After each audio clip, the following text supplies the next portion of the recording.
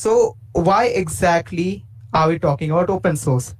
Because we can pretty much do things by our own. We can start up a company and we can earn with this initiative. But why exactly are we so inclined with open source? Now, just imagine that you have written something by yourself and you're so confident about it that you can pretty much go out there, you can post this stuff on popular forums like dev.to, Reddit, Medium, etc. And you can challenge stuff that, yeah, I actually know stuff. I can actually make things out of it that can come to people's help. And you're willing to face criticisms about it, in a positive sense that if something is really wrong with your code, you're willing to make changes to it. That spirit is about open source. And it's all transparent. So if you build an application, a chat application, it has vulnerabilities, it's visible to people, and it is an indicator that you should work on your code. It's not like that Facebook has been hiding stuff about storing passwords in plain text, and that has discovered in 2007 that is proprietary. People don't know about it and there's no transparency. While it is a different story about us. And if people want to make different things from your code, they can do that. They can extend your code and make their own. So it's all about bright ideas and collaboration. So in the next slides, we'll be talking about the strength, weakness, opportunities, and threats analysis about open source. So the strengths of open source is the fact that it has open code base. People can come together and work. They can work across technologies. They are not limited to a single stuff. Like if someone knows Python, he is only limited to Python. That's not going to happen. There's always a community interaction. You get to meet people of your domain. It might not be your domain, but it might be something that you would be looking for. And the contributions that you make is always trackable. While the weakness lies in the poor sense of handling deadlines. Just because open source does not pay you money, so people are not much inclined to do work. So it might happen that you set deadlines and the deadlines go by and the work is not done. Plus, there is no monetary advantage.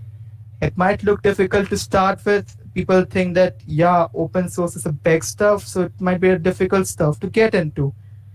Also, there's a poor corporate hierarchy. There are no leaders here per se. No one here claims that he knows better than you. There's always something to give. Like, if someone knows something, the other one knows something else, and you both can help each other out. And also, there is an inconsistent contributions.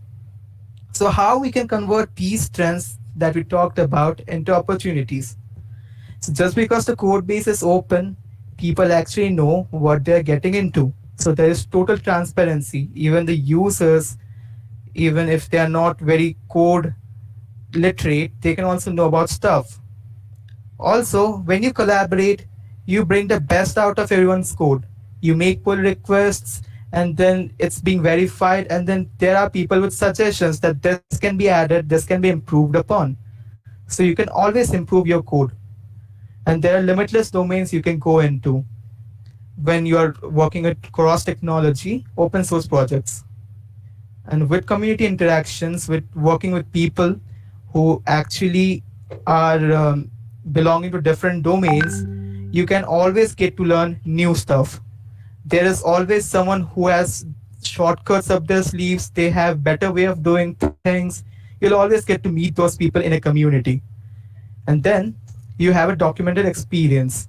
That is, you get to know that what exactly did you contribute and how much do you contribute to that project.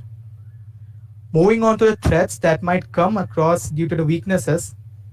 The thing is, if we don't have deadlines, if we don't quite compel on stuff, we can have projects that are dormant.